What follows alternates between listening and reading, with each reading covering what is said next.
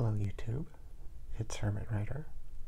I apologize that it's been so long since I've posted a video. It's currently December of 2019 and it's been over a month since I uploaded anything new. Two reasons for this. One, as you can tell by my name, I'm not just a hermit, I'm also a writer. And the month of November was National Novel Writing Month. So I spent those 30 days elbows deep in a new novel. I completed the first draft and am now currently working on revisions for it. The second reason is that, like many on YouTube, I've been a bit concerned about the ramifications of the new COPPA regulations. I don't think that my channel can be construed as being marketed towards children, but it's something I've been keeping an eye on, so if things change and I have to take stuff down, so be it. But in the meantime, I figure I might as well forge ahead. So that's where I've been lately, and I hope to be a little bit more regular in posting updates. So today I thought I'd give an example of how I read tarot cards for myself. The reading I'm going to show was done at the beginning of this month, in December of 2019, and if I'm being honest, this reading stuck with me pretty thoroughly. It's one I've thought about almost every day since I pulled it. The beginning of this month was definitely not an easy one for my family. After I wrapped up my novel draft in November, we got some pretty disturbing health news regarding my mom, so my whole family was pretty shaken up by that. Early December also marked the third year of when my dad passed away, so I've had a lot of heaviness weighing on my mind lately. So when I did this spread, I didn't really have a particular question in mind. It was more a case of what should I know or learn about today, that kind of a spread. I used my Marigny Tarot de Masse, and these were the cards that I pulled. The Emperor, the Queen of Swords, and the Valet or Page of Batons.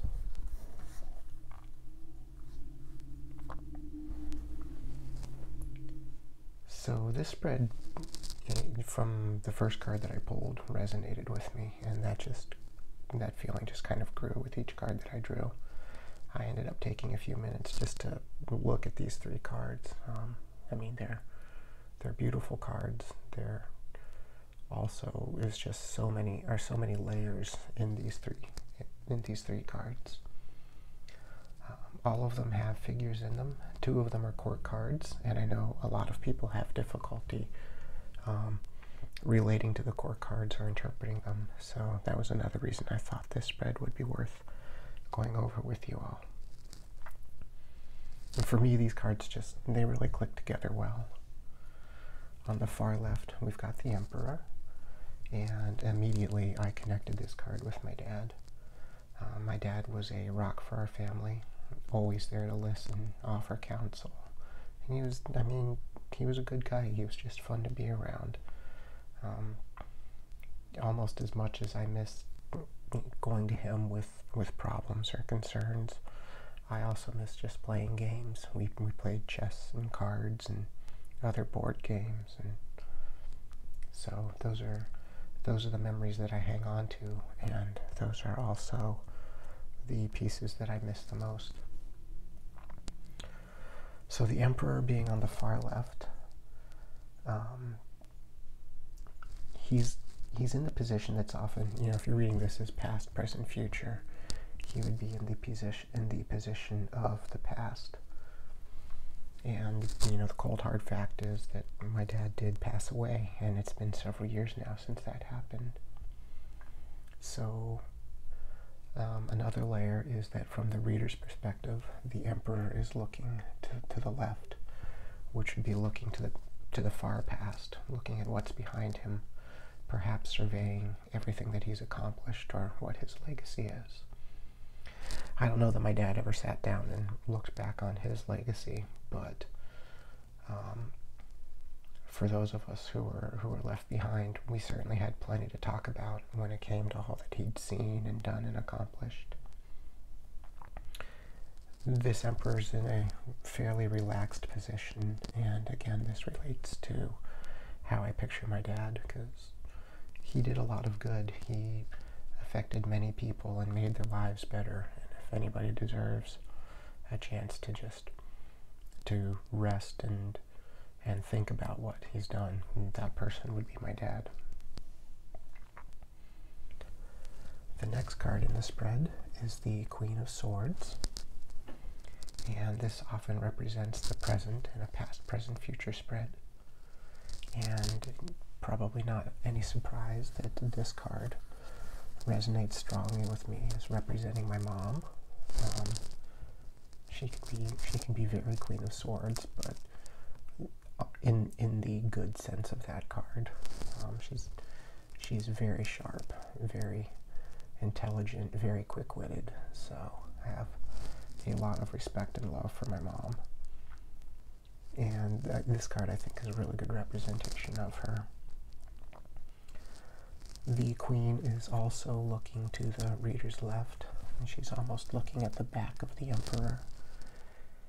And I can see shades of, of longing and even a bit of sadness in this Queen. And this definitely makes me think of how much my mom misses my dad. And as a card representing the present, it reminds me, that we do have this new potential challenge to face.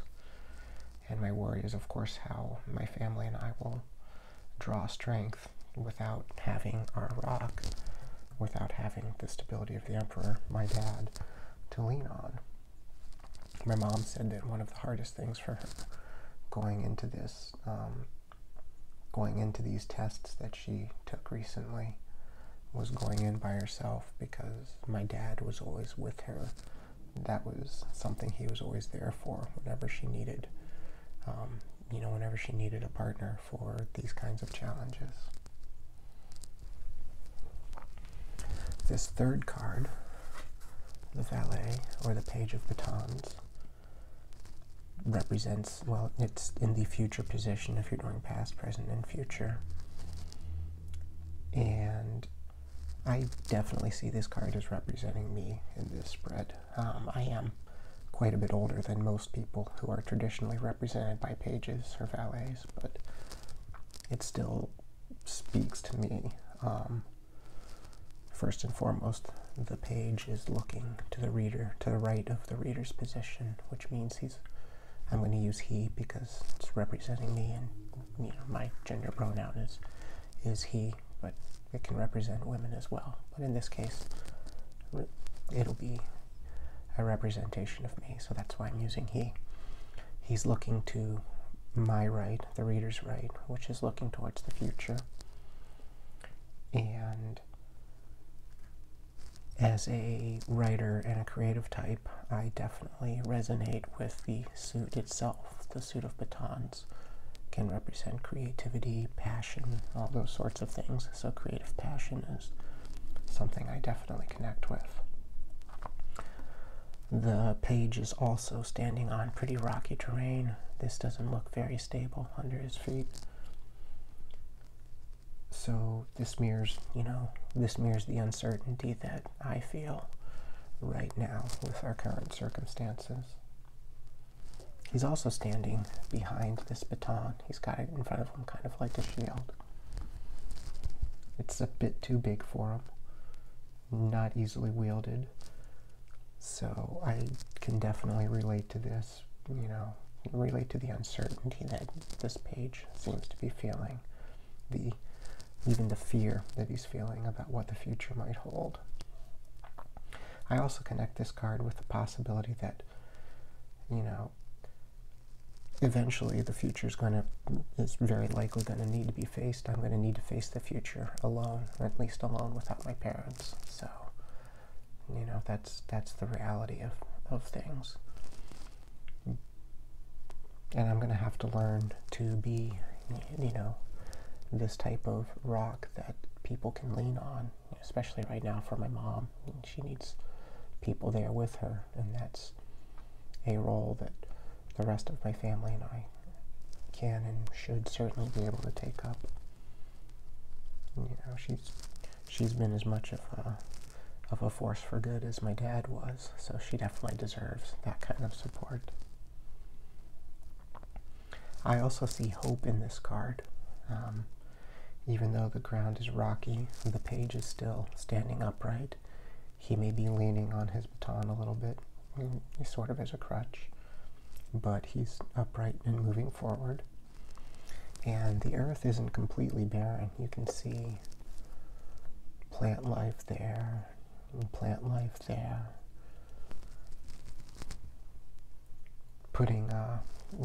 Bringing forth new possibilities, new growth.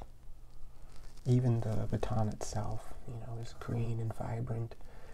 These pieces that have been cut off look a little bit like wounds, but it's still very much alive in there, suggesting the possibility that this can be replanted, kind of like a cutting, and that new growth can come from it as well.